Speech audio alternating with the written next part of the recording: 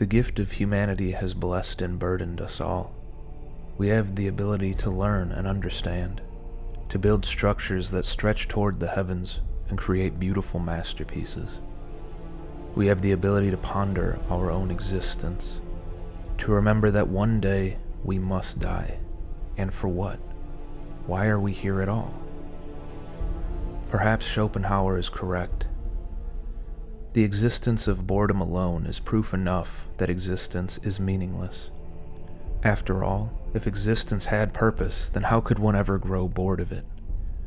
But what if there's an even more terrifying question? What if he's wrong? What if there is a divine being judging every action we take? And what if, in the end, it all becomes endlessly meaningful? Chapter 13 of the Book of Revelation describes the arrival of the Antichrist. A great beast with 7 heads and 10 horns rises from the deep to convene with the dragon, here symbolizing the physical embodiment of Satan as he descends upon the earth in the end times. 2 more beasts are described throughout Revelation. The false prophet, also in chapter 13, emerges out of the earth, but the scarlet beast is said to have come up out of the abyss, a vicious monstrosity mounted by the harlot, a beast from the abyss.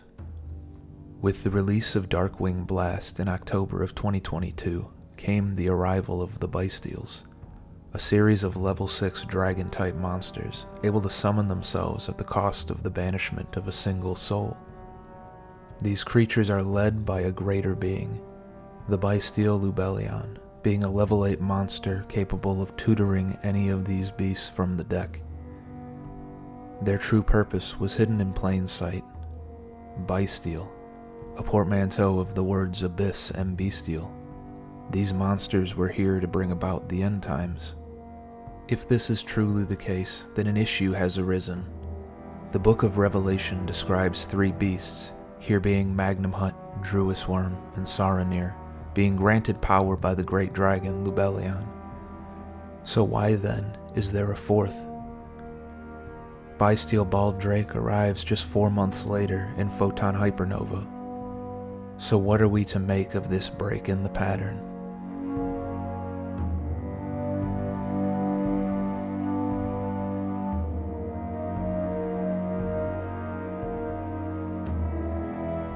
The Book of Daniel describes a vision had by the nominal prophet. 4 beasts are seen, one like a lion, another like a bear, a third like a leopard with 4 heads, and the final being unlike anything seen before, with gnashing teeth and thunderous footsteps lying waste to civilization.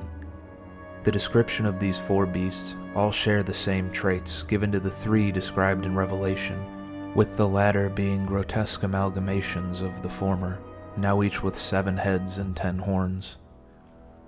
Upon further analysis of the Bystials, we can notice they have a peculiar naming convention. What kind of a name is Magnum Hut? If we sift through the lore, we come to find that all but 2 of the Bystials are named after historical kings of Britain. Their bloodline begins with Psamathes, also known as Dis. Psamathes was the first king of Celtica, approximately 200 years after the Great Flood. It is claimed that Britain was once named Samathea in honor of the great king. With this knowledge, we can see the Bystial Dis Pater is the first of the Bystials, further supported by pater being the Latin word for father. Next we have Magnum Hut, named after Magus, son of Psamathes, Magus being derived from the Latin word for magic user. In the art of Magnum Hut, it appears to have some form of restraint placed around its arms and mouth, perhaps indicating a degree of control being held over the beast. Magnum Hut is also the only Bystial matching the scarlet coloring described in Revelation 17, which is also the only beast stated to be the subordinate of another being in the harlot. Saranir, Druis Worm, and Baldrake are named for Sauron, son of Magus, Druis, son of Sauron, and Bardus, son of Druis. The only notable contributions of the 3 being Druis and Bardus having been credited with the formation of the Druids and Bards respectively. Then finally we come to Albion, son of Neptune, for which Albion, the original name of the British Isles, was given. He was said to have invaded Britain, killing Bardus in the process and gaining rule over the island for the next 4 decades. The Bystial Albalos reflects its namesake here in being the only Bystial requiring a tribute of Bystial monsters specifically to summon it. The name Albion here carries an additional meaning.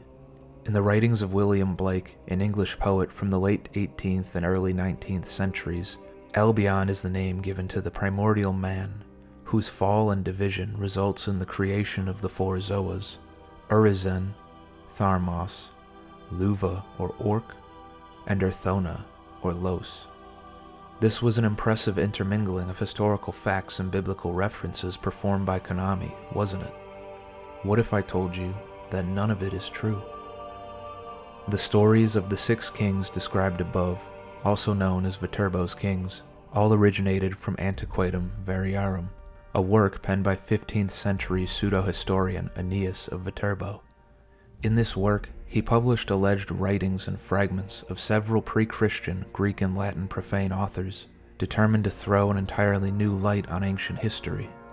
He claimed to have discovered them at the Italian city of Mantua, even going so far as to plant statues of the various historical figures in the ground before gathering a crowd to watch as he unearthed these supposed ancient treasures in order to lend credence to his claims. They are false kings. In Revelation 17, we are told the symbolism that the scarlet beast carries. The 7 heads are the 7 hills upon which Rome was built. The 10 horns are 10 kings who have not yet received a kingdom, but who for 1 hour will receive authority as kings alongside the beast. They have one purpose, and will give their power and authority over to the beast. These passages are a political allegory pertaining to the battle between the wicked kings of the 7 hills, seeking to steal glory from God, and the righteous Lamb of God, seeking to deliver his followers from damnation. They are false idols. There is still one monster I have yet to mention. Who is the Bystial Aluber? If you'll recall, the scarlet beast described in Revelation 17 is mounted by the harlot. It is given the name Babylon the Great, and it is said to rule over the kings of the earth. This name, Babylon the Great, references the city of Babylon, who is known for practicing a false religion in opposition to the true God Jehovah. Dressed in purple and scarlet, the mother of prostitutes used spiritistic spells and sorceries to rule over the kings of the earth. This detail completes the allegory.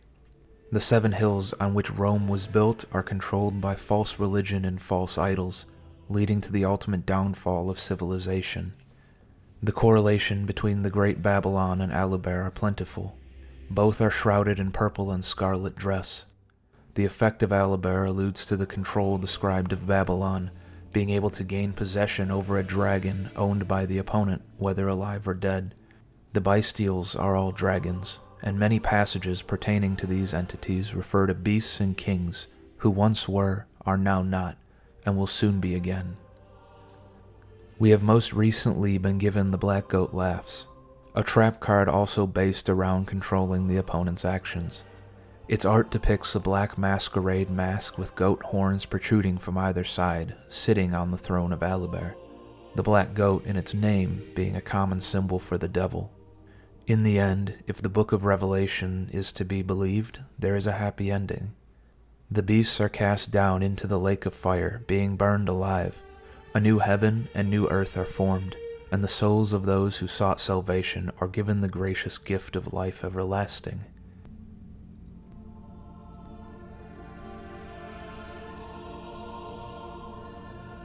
Memento mori. Memento vivere.